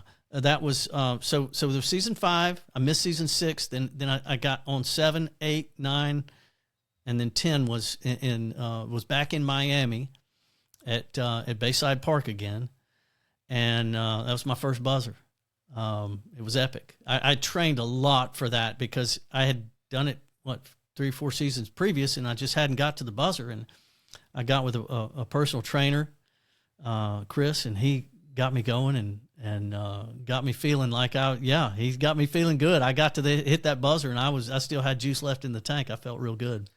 So you said that was 2018? I was 40. What was I? I think I was 49 at the time. Yeah, I think it was 49. Okay, so that's taking us up close to the next stage. So before we talk about Motive, between 2018 and 2020, because Motive opened in 2020. Yes. So what were you doing in those 2 years? If you weren't on the show, were you still did you still audition? Oh yeah, no, I was still on the show since I did season 11. I did season 12. Okay. Oh, right. Gotcha. Yep. There was a season in there. Let's see. So that would have been 2019, 2020. 2020 was the COVID year. Yeah.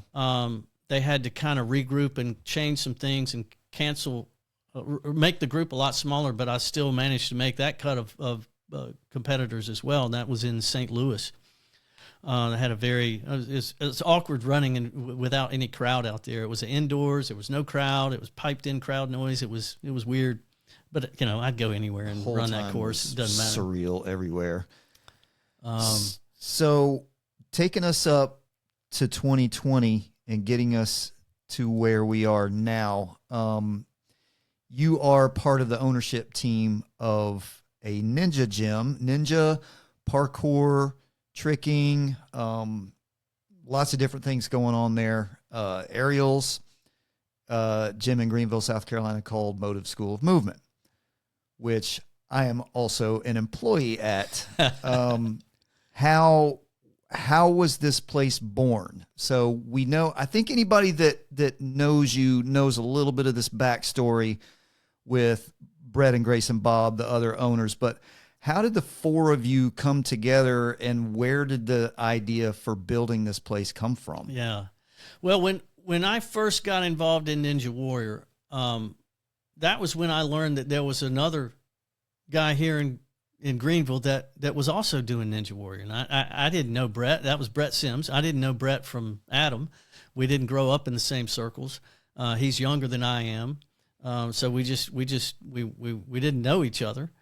And so as I started getting involved in some of the backyard competitions and stuff where I'd travel to, or, places like that, things like that, or with the show, I reached out to Brett. I was like, hey man, I hear you're doing this Ninja Warrior stuff. I'm starting to get involved in that. And, let's meet sometime. And so, we would, meet up at either a competition or maybe, go have lunch or something. And as we talked more, it was season, let me get this right. Season 7?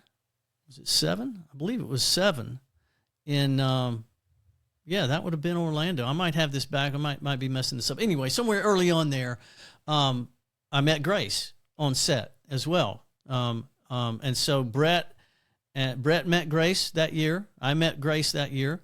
They were both working in Atlanta at the time, I think, and obviously hit it off.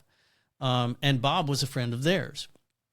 Well, at some point, Brett moves back to Greenville. And Brett, if I understand correctly, Brett from way back was into parkour, right? Yeah. Very early on. Before I knew what parkour was, before most people knew what parkour was, Brett was. That's Bob Reese's thing, and is that how the two of them sort of knew each other from? Yeah, I believe so. There was a gym that had just started at some point down in Atlanta called Ninja Quest, and they worked together there. And I'm not sure the timeline, but at some point, Bob and Brett, I think, were working there together at Ninja Quest. Maybe Grace. No, I don't know if Grace was involved in that, but I think Ryan was down there as well. Yeah, I didn't want to blow up the timeline, but I just wanted to kind of tie some of this together.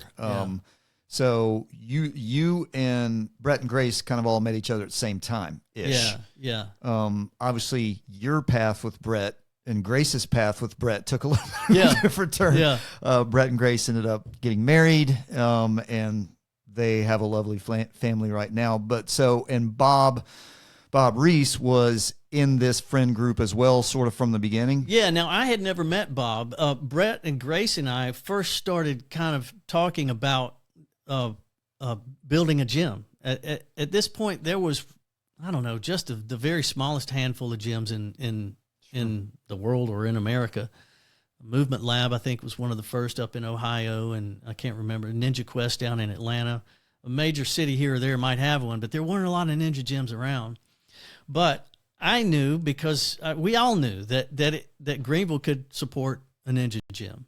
We knew that we could see the growth of the sport, the growth of the show, how it was just growing. And so Brett had moved back up here to Greenville, and we sat down a time or two with Grace and Brett and me, and we started having lunches here and there and started thinking about, well, what if, maybe we can, let's go start looking at sites. Let's start putting together some plan and start seeing if we can find some financing and doing all the stuff that it takes and starting to save some money.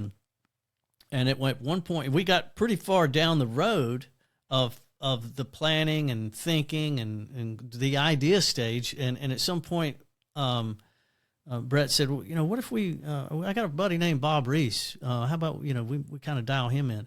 And I didn't know Bob. And at this point I was thinking to myself, I don't know if we want to, get involved somebody else. I know these people, but I don't know this other guy. And of course, so then we ended up meeting Bob, and I was like, oh yeah, bring it on. Let's go. Let's go. Bob's our guy. He's a force of nature. Bob was super impressive. His athleticism, his energy, and he's just it's just a great team. We've each got our buckets of responsibility, and it works really well. What was your goal? What did you want to do with this place? We wanted to build a space, provide a space that people could train ninja and parkour as safely as possible and learn it, not just come in and bounce around and play and see you later, but to learn it and be taught skills and movement in as safe as way as we can. Yeah. And give a space for people to compete and be one of the best ninja gyms in the country. So you created a facility, a space for not only training, but learning. Yeah. And all kinds of different disciplines and all different ages. Yeah. As we have classes that are available for, we have Mommy and Me classes that start at 3 years old. Little itty bitty ones at 3 years old. And we have an entire room that is built to scale for smaller kids with a lot of the stuff that you would see on the TV show, but on up through teenagers and then adults. There's adult classes for parkour and ninja. There's open gym, which you can come in and train on your own. There's amazing instructors there. So you created a space for learning and for training in a void, in a vacuum. You filled a need for this. Yeah. And so what was this? This was 2020, right? When you guys opened we started with building the space out in late 2019. Okay. Probably and you guys built that place basically with your bare hands. Yeah, we had the shell built, and in terms of finishing out the inside, it was just a wide open space, and we could do whatever we want to with it. And fortunately, I didn't come from gym life. I never knew anything about a gym. Brett and Bob both grew up had a lot of dealings with Greenville gymnastics, a lot of experience there, I think. And so they grew up in the gym environment, and they had the vision of how it might be laid out in terms of the parkour area here and the ninja area here and a spring floor here and some trampolines. I didn't have any clue as to what that looked like in my head.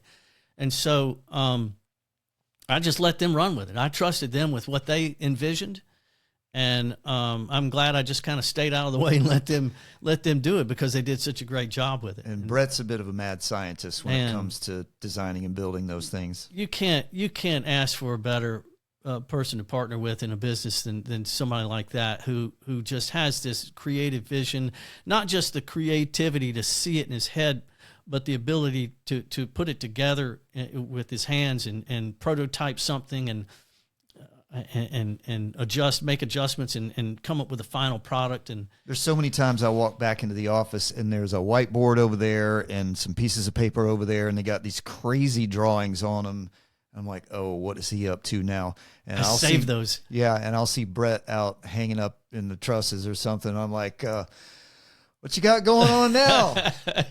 He's always got it's something. Like, and then I'll watch him put this stuff together that he built with his bare hands and then hung up in the trusses.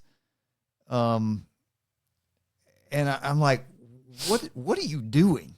What is happening here? Yeah. He's like, well, you swing here, you come over here, you grab this, you reverse your hands up here, you got to turn around this way, and then you got to grab this hook and go over here. And I'm like, you're insane. He is so good at it. But watching these athletes do this stuff is absolutely awe-inspiring. Oh, man. Watching them do this. But within our world, tying this into the world of fitness where I work, the first time that I take it back to something that you said when you talked about how you were getting older and you felt like some of your physical opportunities were slipping away. I was at a similar juncture in my mid 40s when I had a fitness renaissance after a really hard time physically and psychologically dealing with a lot of stuff, but I'd gotten myself back where I needed to be physically, and I was always a runner. I played football, baseball, basketball, soccer, or whatever, all the stuff that you play. I was never good enough to do anything with it, but I enjoyed playing it. I played in high school and middle school and things like that, but I was always a runner. That was always the thing that I was best at. I could run forever. And as you get older, that starts taking a toll on your body, plus a little bit of time in the military. So as I had rediscovered my fitness, I was running. I was doing 5Ks, 10Ks, 8Ks, half marathons. I never ran a full marathon. But it got to the point where my knees just couldn't take it anymore. Yeah. Pounding the pavement that much. And that's when I discovered Spartan. Yeah. And OCR racing. Still a little bit of running, but you're not on pavement.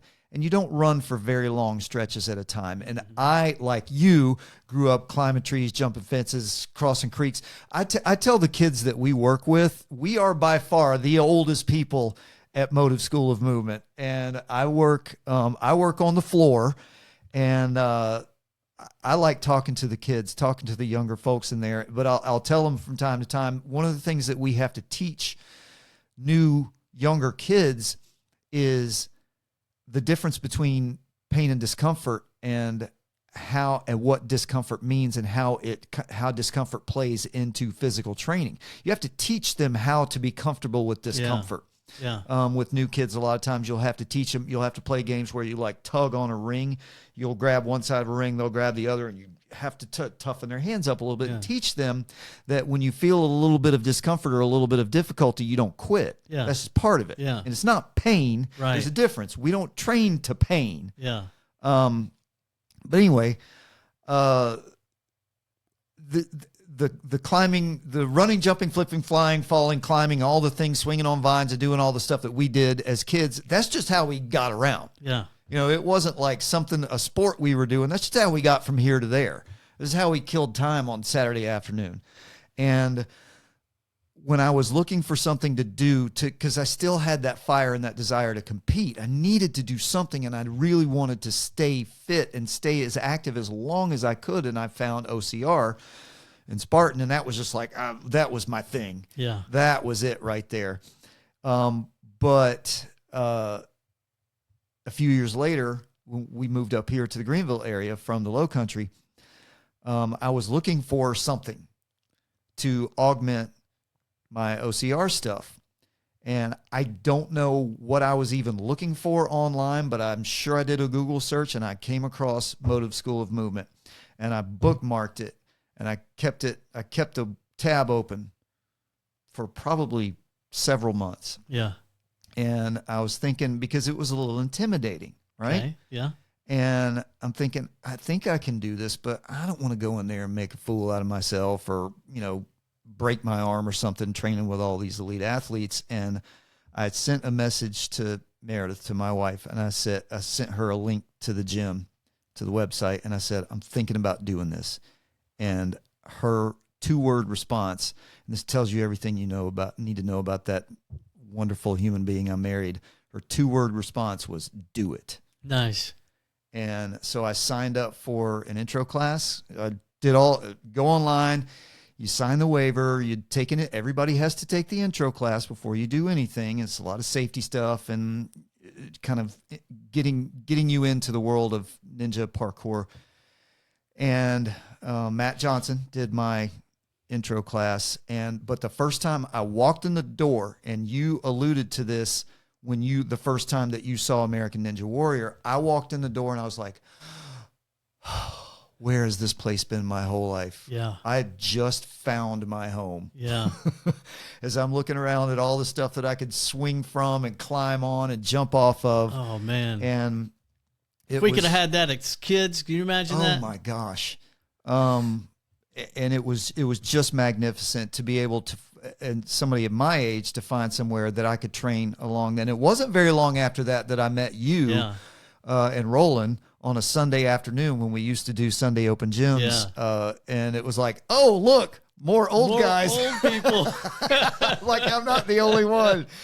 And watching you two getting after it training. But it's been such an amazing adventure for me, finding Motive and becoming a client, a customer there. And I was sitting on the warp wall after I'd been doing, I used the gym basically as a workout. Well, I looked over at the trampolines. I'm like, yeah, I'm not doing that. But the more I was watching them, the more I got sucked into it. But anyway, I was doing training up the warp wall, and I was sitting down, and Grace happened to be walking past me, and she had seen me in there quite a few times at that point. So we sort of, we didn't know each other, but she knew who I was. Yeah. And she said hi and asked what I was up to. And I told her I was actually training for an upcoming Spartan race. And so she started asking me about OCR, because y'all were starting to do some OCR stuff at that point. And so she picked my brain about it, and I looked at her and I said, tell me what I have to do to get you to give me a job here.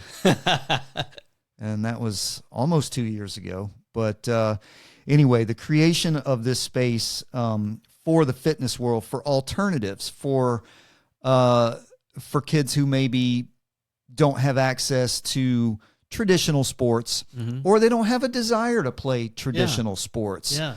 To give them an entree into the world of movement, of mobility, of training, of fun, of disengaging from screens. Yeah.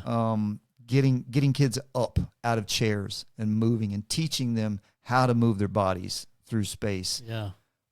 It's so gratifying and so rewarding, and I'm blessed to have found the place and to have now not only trained there, but become a part of the crew there and engage in my passion with that, which is also teaching those skills and giving those skills to other folks my age, but also to younger kids, and encouraging them. But it's an amazing facility. With Motive, and by the way, Motive School of Movement in Greenville, South Carolina, it's motivemovement.org. Yes. Yes. Yes. Had to think about that a second. If you want to, if you're in the area, it doesn't matter where you are. And one of the other owners, Bob Reese, is more famous than all of y'all put together because of what he does. So we get a lot of people that come from all over the world and all over the country just to train where Bob works, where he owns.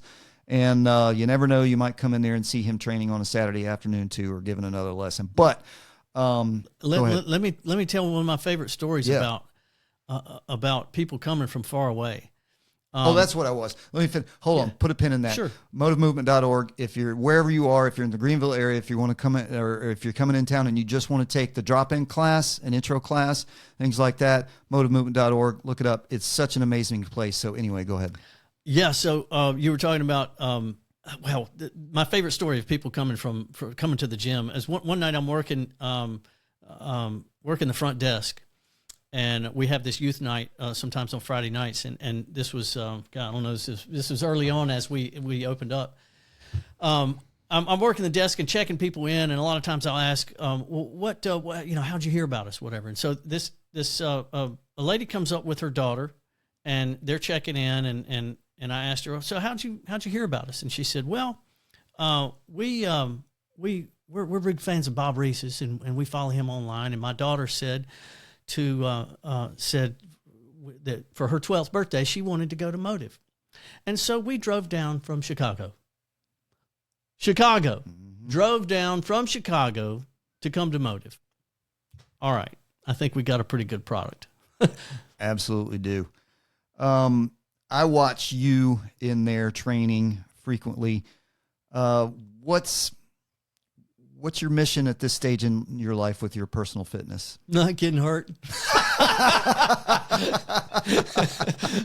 That is the best answer that could have possibly been given, because I am on the train with you there. Boy, the more months and years that pass by, it's like, oh, Lord, this is getting harder to do, but we keep at it. And, I've knocked myself around in there a time or two. And I say that jokingly, but I say that seriously as well. It's at this age, I mean, we can't do what we used to do. But not getting hurt also involves training properly. Right. It is. It's about just slow and steady for me. Keeping yourself strong. That's my training. Slow and steady. Keep yourself strong. Keep yourself fit. Keep yourself well fueled. Mm-hmm. Well hydrated. Eating well. Avoiding the sugar. What's the outlook forward? What's the goals and mission going forward with Motive in the future, in the next few years? In terms of Motive, well, I mean, just keep doing the same thing. If it ain't broke, don't fix it. Yeah, given those opportunities. I love what we're able to provide. Customers seem to love what we're providing. We get great feedback, and we got great customers. A lot of them have been with us ever since we opened. Some come and go depending on the sports seasons and stuff. Kids get involved in different things, and then they come back and do something else. But we got a great. I just love it. I love the crew that we've got there, the product we've created, the staff, others that are there who love what they're doing and what they're able to teach and convey to the next generation. Yeah, I think it's so valuable to, once again, to have a space like that. And whether you're 6 or 16 or 60, there's room for you there. Yeah. There's space for you there. Yeah. There's friends for you there. I know I've found that. What advice, what knowledge or wisdom or advice or a little piece of hip pocket information, anything that you have for people, particularly around our age, whether they're just starting or trying to stay fit? What kind of advice? Because you're still, you're still competing, right? I am. I told the show that I was kind of probably done with applying to the show. Now, that's not anything in stone. I could apply back whenever I want to, but I felt like 10 years was more than I ever dreamed of on the show. I always thought, well, if I could just get a shot or two on that course, it'd be great. But 10 years, man, that's been a great run. And I know there's a lot of other folks who would like to get in there and experience that experience that not everybody gets to experience. And but you're still competing with World Ninja League, right? With the leagues. The World Ninja League is probably the bigger one. And you just won. You just podiumed, didn't you? We just got first place down at Ninja. Speaking of Marietta, you were talking about Marietta, and I was thinking about Nick's training center, Michael Johnson's gym down there in Woodstock. Mm-hmm.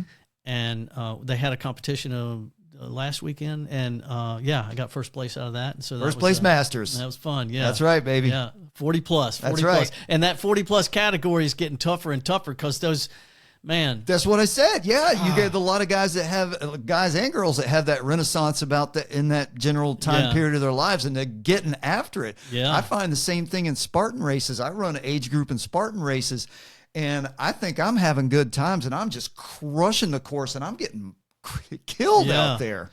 So there's some incredible athletes in our demo. Yeah, we're thinking at some point they might have to create another division, like a 50-plus Masters division to accommodate that. So we'll see. How would you encourage people to either get started or stay on that fitness path in the decades of life where your body's starting to disagree with you, but you really want to stay active and stay fit? What would you tell people? Man, just keep at it. Stretch. I mean, I spend my mornings. I've started. I devote at least 5 minutes, but usually 10 to 15 in the mornings to just calm, quiet time, stretching. I might put on a podcast. I might have something going that I'm listening to. I might just do it in silence. But I've longed for that time now, and just to try to take care of myself mentally, physically. But yeah, it's about, at our age, it's about preventing injury. And and a lot of that comes from stretching and making sure that my body's ready to move throughout the day, and I'm not going to throw it any surprises or curveballs. I think preventing injury at our age, when you want to compete like we do at these, or at least participate in the kind of activities that we do, is a lot about patience. Yeah. That's one thing I had to learn as I was getting older and accumulating injuries and getting so frustrated with it, because I still thought that I could jump up off the couch like I could when I was 22 and go run 7 miles at top speed and, be none the worse for wear. But you need to be humble. You need to be patient, and you need to employ best practices as far as preparing, warming up, and activating your body. Yeah. But I know that you do as well. I strongly encourage. It's my mission is in the last part of my life. This mission that I'm on with balanceFIT is to get more people active and help more people become capable, not only in their teens and 20s and 30s, but in the later decades as well. Because when I went through my renaissance at between age 39 and 40, I let the old version of me die, and I had to move away from a lot of old habits and people, situations, places, and I had to let it go.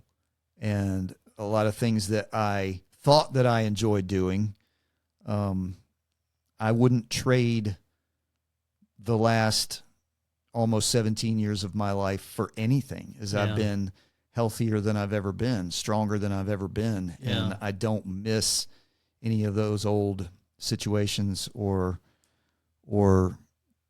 any of those, any of the places. I grew up in, military, boating, golfing kind of stuff, a lot of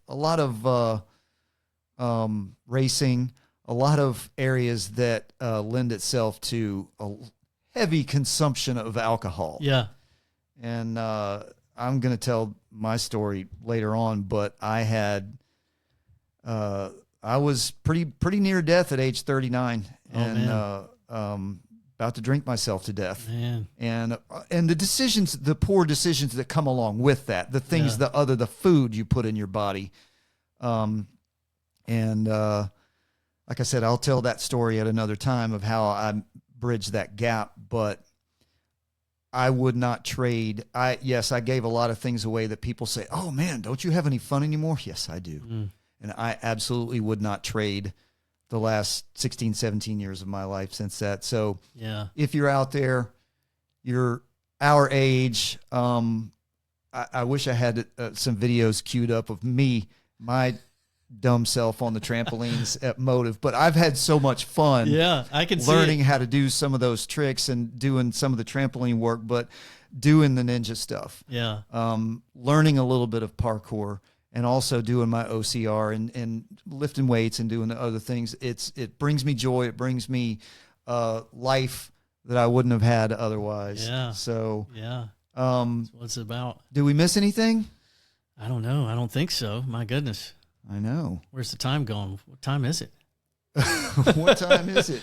It is 6:14 Wow. p.m.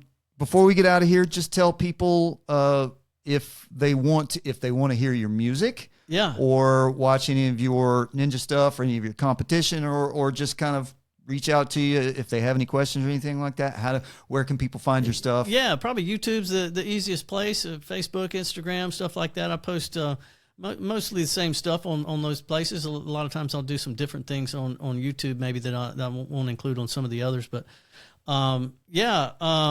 YouTube, Bootie Cothran TV. I mean, just search Bootie Cothran, you'll find it. But hey, Bootie with an IE, not a Y. That's Be right. careful. I actually learned that lesson embarrassingly not too long ago, as I'm texting you about work stuff, and I actually had you in my contacts as BOOTY, and then I saw it somewhere, and I'm like, I apologize to you. I texted you and I said, I'm really sorry. Well, it doesn't hurt my feelings. I just can't guarantee what you're going to find when you search online with BOOTY.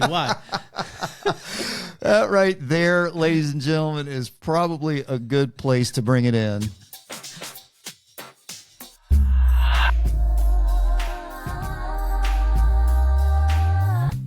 All right. How enjoyable. Thanks for spending time with me and with Bootie Cothran today on balanceFIT Radio. If this conversation resonated with you, please share it out with someone who might need it. And let me leave you with this thought. You are not your own. You do not live in a vacuum. Treat your body like a temple in service to others, not like a rusty shed where you store the unneeded junk in your life. Until next time, be mindful, be fit, be capable and resolute, and move through life with a sense of purpose. And remember, your life, your potential. Peace out, homies. I'll see you next time.